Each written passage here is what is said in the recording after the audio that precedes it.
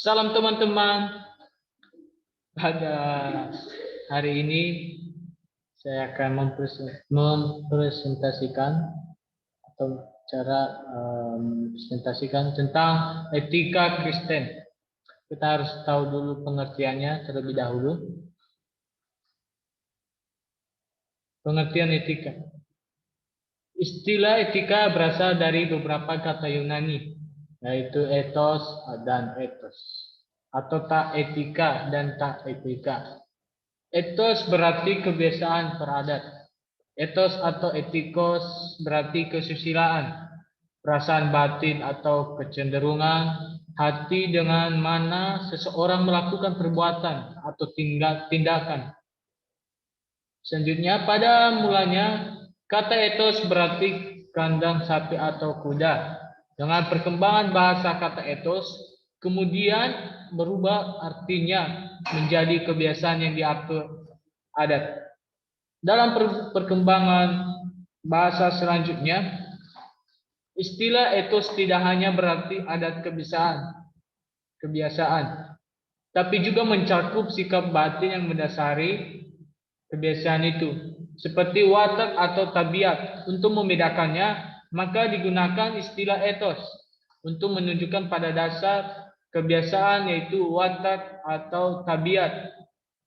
Dengan demikian, istilah ethos atau etika mencakup pengertian yang luas menyangkut yang A, sikap batin atau internal, yaitu pikiran, watak, pertabiat seseorang. Bagian B-nya sikap lahir, eksternal, yaitu tingkah laku atau perbuatan seseorang. Dan C-nya kebiasaan yang berlaku dalam satu kelompok masyarakat pada umumnya. Dalam bahasa Latin, istilah yang digunakan untuk etika yaitu mos dan mores, yang mengandung artinya kelakuan dari lahiria seseorang. Dari kata mos per mores dikenal kata moral. Pengertian moral lebih terbatas daripada pengertian etika. Moral hanya berurusan dengan tingkah laku menurut kebiasaan, sedangkan etika berurusan dengan tingkah laku menurut kebiasaan dan motifnya. Selanjutnya, itulah sebabnya istilah etika digunakan sebagai terminus atau fetishus untuk ilmu pengetahuan yang menyelidiki kaidah yang bersangkut pada dengan pikiran, perkataan dan perbuatan manusia.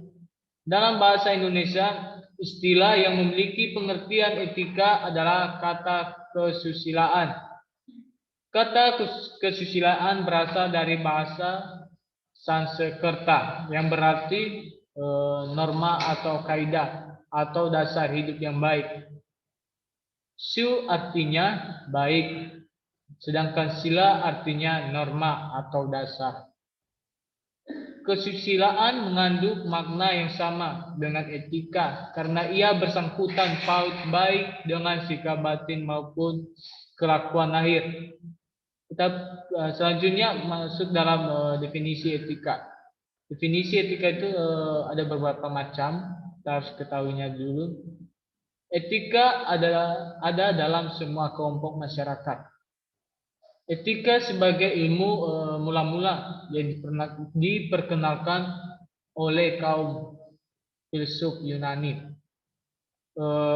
Aristoteles adalah filsuf yang mula-mula memakai istilah etika sebagai tingkah laku manusia. Dia orang pertama yang menulis buku etika yang disebut dengan Etika Nikomakia. Sesuai dengan namanya, Nikomachus, yang menjadi alamat buku itu. Selanjutnya, apa itu etika? Etika adalah sistem prinsip-prinsip moral yang mempengaruhi bagaimana orang membuat keputusan dan menjalani hidup mereka. etika ini juga berkaitan dengan apa yang baik dalam diri kita dan juga masyarakat, yang bisa digambarkan dengan karakter, dan juga etika ini juga merupakan dalam perilaku hidup kita. Kita bisa lihat dalam contoh-contoh nanti akan saya sampaikan. Selanjutnya, etika dan moral. Etika dan moral itu ada beberapa macam, adanya satu.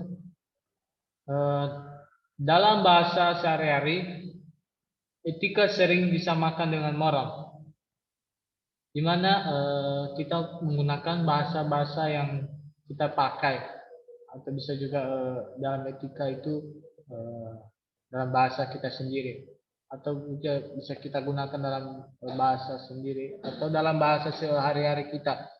Kita bisa lihat dalam gambar ini yang sedang dipukuli seorang perempuan yang tidak beretika atau bermoral. Jadi kita lihat contoh gambar ini, ada seorang perempuan yang dipukuli oleh yang tidak beretika dan bermoral. Jadi kita lihat dalam contohnya. Nah, selanjutnya tujuan belajar etika. Tujuan belajar etika itu ada beberapa macam. Yang pertama, membuat mahasiswa menjadi lebih kritis. Di mana kita lihat ada contoh gambarnya, di mana ada seorang mahasiswa yang menunjukkan tangannya. Itulah mahasiswa mengkritis atau memberi pendapat atau saran dan ingin bertanya. Dan siswa ini juga mampu untuk belajar dalam etika. Itulah tujuannya. Dan selanjutnya krisis terhadap berbagai ideologi atau konsumtif keserba-bolehan hura-hura. Di mana kita ada gambar ini, kita lihat gambar ini, mereka sedang berhura-hura. Itulah tujuan mereka untuk belajar etika. Selanjutnya krisis terhadap diri sendiri. Kita harus krisis dalam diri kita. Jangan kita tergantung dari orang lain. Yang kita krisis terhadap orang lain. Jadi kita harus krisis diri kita sendiri dulu, baru orang lain. Lanjutnya, mengapa yang diajarkan bukan moral? Di mana pembentukan sikap moral sudah selesai pada tahun pertama hidup kita. Jadi di mana yang diajarkan bukan moral itu dalam pembentukan sikap moral kita yang sudah selesai waktu pas tahun-tahun pertama hidup kita. Ya, selanjutnya yang keduanya itu pengandaian, yang mengajar harus lebih maju yang dari yang diajarkan etika tidak masalah, tapi moral. Dengan kita lihat contoh gambar ini yang guru sedang mengajar anak. Jadi agar gurunya bisa mengajar harus lebih maju dan tidak termasuk dalam etika tidak masalah itu. Jadi itulah moral dari contoh gambar ini. Selanjutnya kesimpulannya.